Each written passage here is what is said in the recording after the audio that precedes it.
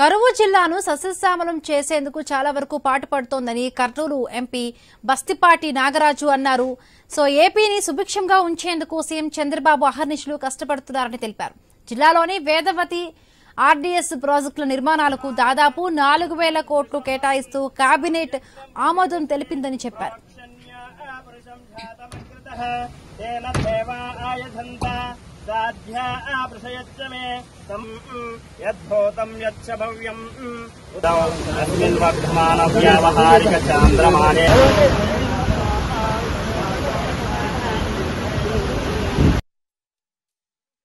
ప్రభుత్వంలో నీటి విడుదల ఎంత జాప్యం జరిగింది మీరు బాగా గత సంవత్సరం కంటే కూడా గత ప్రభుత్వంలో చేసిన దానికంటే చాలా ముందుగా వదిలాం నీళ్ళు ఈసారి.